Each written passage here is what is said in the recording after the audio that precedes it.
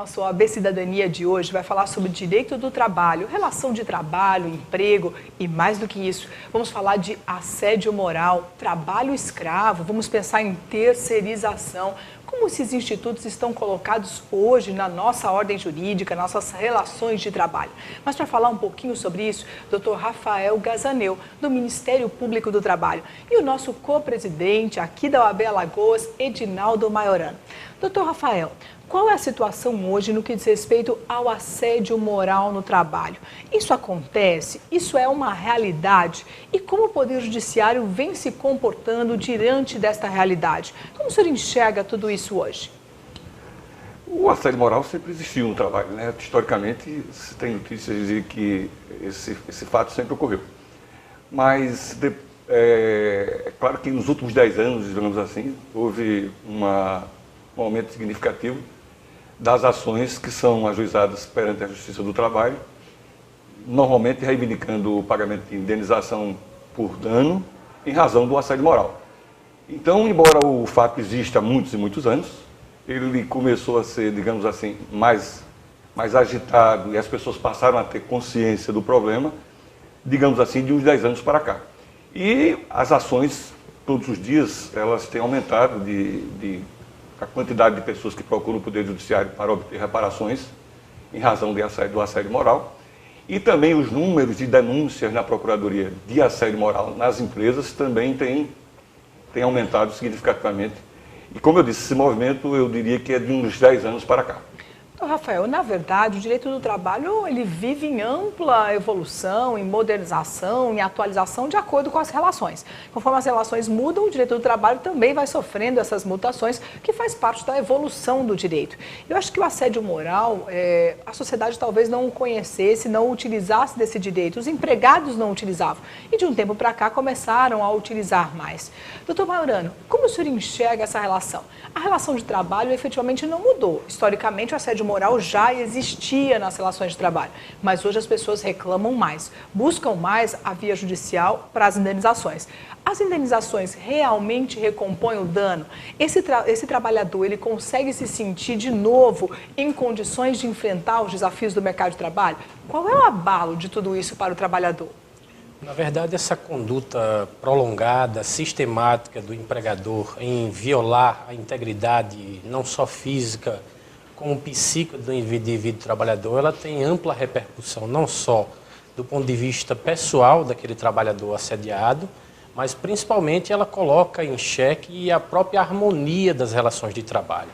Um indivíduo assediado, ele repercute negativamente não só na sua produtividade, mas esse tipo de comportamento, esse tipo de mácula à sua honra, à sua integridade física, psíquica e emocional, efetivamente repercute negativamente em todo o ambiente de trabalho.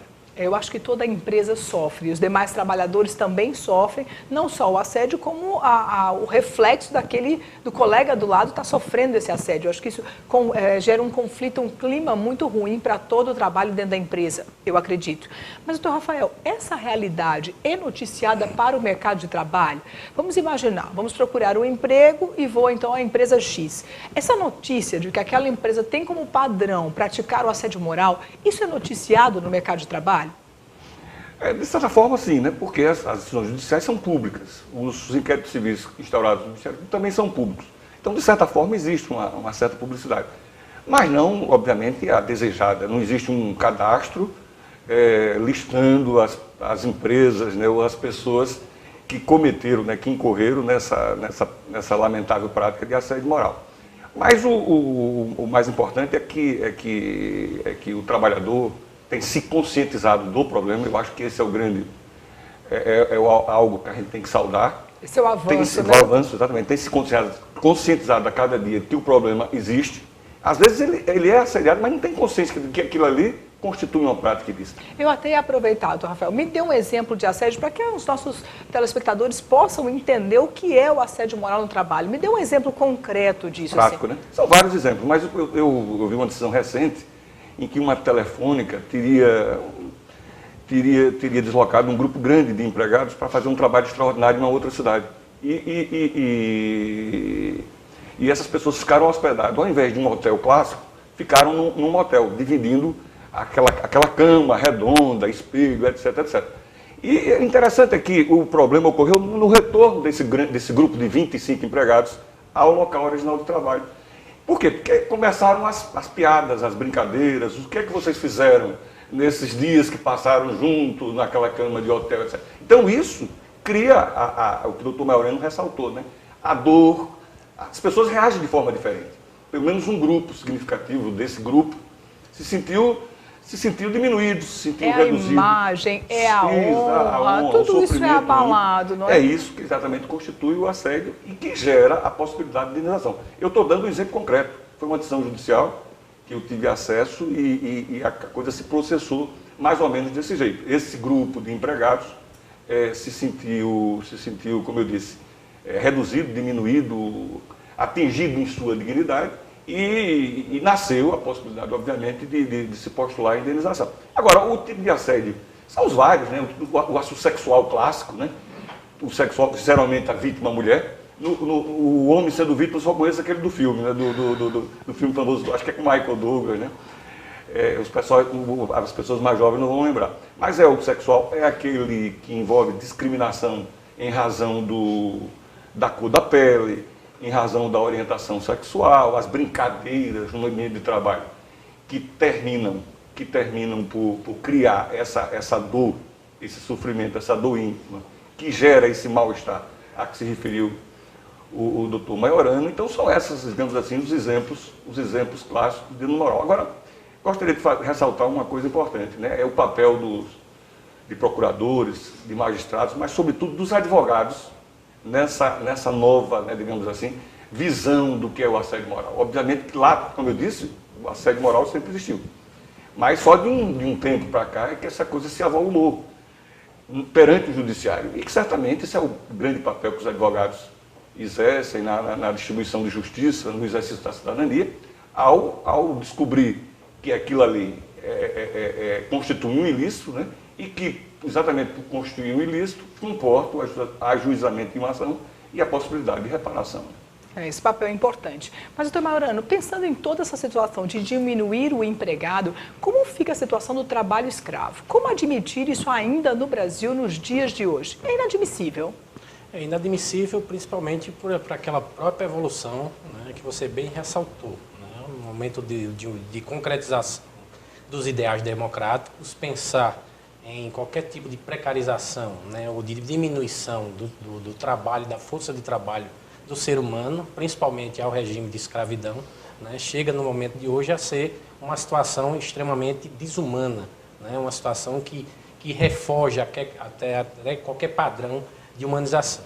Então, mas certamente os órgãos de controle, principalmente a atuação do Ministério Público do Trabalho, aqui em Alagoas a gente vivenciou durante muito tempo a questão de arregimentação de mão de obra, né, para outros locais, principalmente da mão de obra canavieira, em épocas de entre-safra, iam para outras localidades do país para serem arregimentados.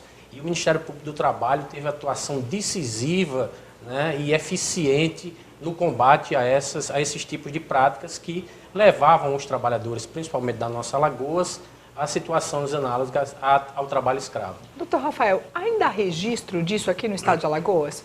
Ainda existe. Eu gostaria até de complementar o doutor Maiorano, não esquecer o papel fundamental do Ministério do Trabalho, né, através da SRT em Alagoas, no combate a essa migração periódica, né, de trabalhadores rurais de um estado para outro, que, na maioria das vezes, criavam uma situação degradante e que se assemelhava ao trabalho escravo. Mas eu acho que é bom para o telespectador fazer aquela lembrança, né? O trabalho escravo hoje é essa visão moderna do trabalho escravo. O trabalhador não fica preso no tronco, obviamente. É um pouquinho diferente, né, Rafael? Não que muito, mas é um pouquinho diferente. Qualquer dificuldade na possibilidade do exercício do direito de ir e vir, do sagrado direito de ir e vir, que pode acarretar uma situação de anormalidade que nos leva a concluir que se trata de trabalho escravo com essa feição moderna, obviamente. Mas, como bem lembrou anteriormente, mais uma vez, o doutor Maiorano, essa visão moderna nos leva a que qualquer trabalho que seja degradante, que atinja a dignidade do trabalhador, ela é considerada uma situação análoga à de escravo e, como tal, é tratado. E tem que ser combatida, né, doutor? Tem, obviamente, combatida. As situações práticas. Geralmente, empregadores que insistem em não legalizar os contratos de trabalho dos seus empregados, que as condições ambientais, né, são terrivelmente desumanas com relação a alojamentos, com relação à acomodação desses empregados, com relação ao uso dos equipamentos de proteção individual e todas as questões relacionadas com a engenharia de segurança e a medicina do trabalho. Então, o empregador que se descuida dessas questões, que possibilita a ocorrência de graves acidentes de trabalho, estamos diante de uma situação degradante, análogo a de escravo. Né? E é importante que toda a sociedade perceba o quanto mudou esse perfil, né? O trabalho escravo, hoje ele continua existindo, infelizmente. Agora, o formato é um pouquinho diferente daquele do passado, mas é importante que a sociedade denuncie. Tomou ciência, tomou conhecimento, você precisa levar, então, essa informação para as autoridades para que todos tomem providências. Então, nós falamos agora neste bloco com o nosso co-presidente Edinaldo Maiorano e doutor Rafael Gazaneu, do Ministério Público do Trabalho. Mas você não pode deixar de nos acompanhar nas nossas redes sociais, no Facebook, no Instagram e no Twitter. E também é importante, baixe no seu celular o nosso aplicativo OAB em suas mãos e acompanhe todas as novidades da OAB Alagoas. Mas nós voltamos já com mais um OAB Cidadania. Até já!